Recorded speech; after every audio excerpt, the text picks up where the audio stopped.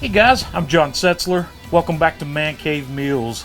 I'm going to start a new short video series today that's going to cover some of these bread projects that I've been working on lately to make myself a better bread baker. And for those of you who aren't interested in bread, just skip over these. But if you want to learn how to make some really great bread projects, you might want to follow along. So today we're going to start this series with a loaf of homemade sandwich bread. So let's get started.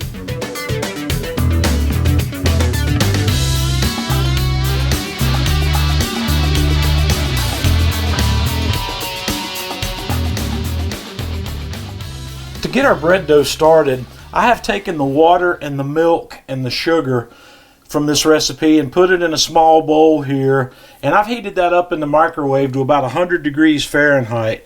And what I'm going to do is I'm just going to dump my yeast in on top of that, and we're going to let that sit for 10 minutes or so to let that yeast get foamy before we move on. Okay, I've added my salt and my flour to the bowl of my stand mixer, and I'm going to turn it on a speed of about 2, and then I'm going to pour in our mixture of water, milk, yeast, and the sugar. I'm just going to dump that all into the mixing bowl here, and I'm going to let that work together until that becomes a shaggy looking dough mass. And when that flour and water mixture gets combined to where you almost have everything combined, I'm going to dump my butter in. I've taken my butter and softened it at room temperature and cut it into cubes, and we're going to let that get completely worked in. And after your butter gets worked into that dough, you're going to want to let the mixer go for about 10 minutes. We're going to need for 10 minutes, just like this.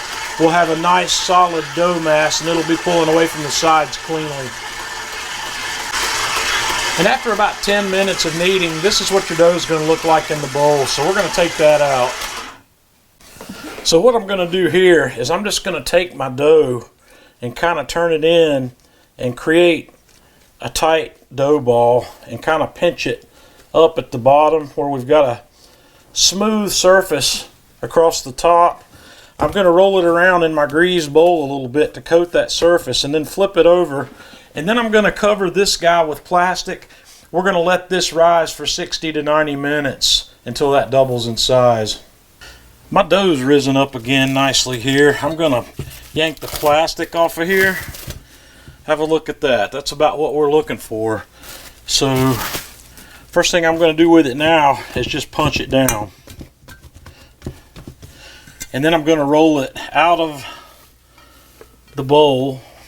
And then I'm just going to kind of shape this guy into a rectangle. I'm going to put it in this loaf pan that I've greased. So I want to form a rectangle that's just slightly narrower than the width of that loaf pan. Something about like that. And then I'm going to work from the end, and I'm going to tightly roll this up, kind of stretching it as I go so that's nice and tight.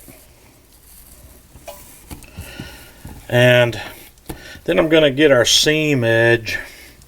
I'm going to try to pinch that seam together and push this guy back together here where we are not really any longer than my loaf pan. And then I'm going to take it and put it seam side down in my loaf pan. And I am just going to drop a towel over the top of that, and we're going to let that rise until that dough rises up about an inch or so above the top level of this pan. Okay, we're about an hour here into this second rise, and that's about exactly what I want that to look like. And one thing I may have forgot to mention when I was putting this together, this loaf pan is one of the 5x9 loaf pans. It's a little larger than your typical 4x8 loaf pan, but now we're ready to go to the oven. And about 30 minutes into this proof, I went ahead and turned my oven on to 375 degrees because you want that preheated very nicely before you start this. So I'm going to get this ready. Now what I like to do now is I take a water spray bottle and lightly mist the top of that loaf, and I'm going to shake on some of this Trader Joe's everything bagels, everything but the bagel seasoning. It just makes a really nice finish on the top of a loaf like this. So I'm going to make it about like that, and I'll put this in the oven, and we'll be back to have a look at it when it comes out. And here we go, 30 minutes later. This is perfect. This came out absolutely perfectly. I'm going to let this sit in the pan and let it cool in the pan for 15 minutes before I take it out. And 15 minutes later, I've pulled it out of the pan. Just going to let it sit here. This loaf is still very warm, so I like to let these cool completely before I slice them. It helps them maintain their integrity for a lot longer. This loaf typically, once I slice, it's good for 3 or 4 days at a minimum if you keep it wrapped up in a plastic bag. But slicing it before it cools shortens that lifespan, so we're going to let that cool completely. So I've let this guy cool, so we're going to slice it open, and let me show you what this looks like in the middle. We'll just take the old bread knife here and pop that guy open and let you have a look at the crumb there. That is absolutely beautiful, delicious, soft, amazing sandwich bread. So guys, you're going to have to give this one a try. Let me know what you think. Until next time, this is John Setzler with Man Cave Meals.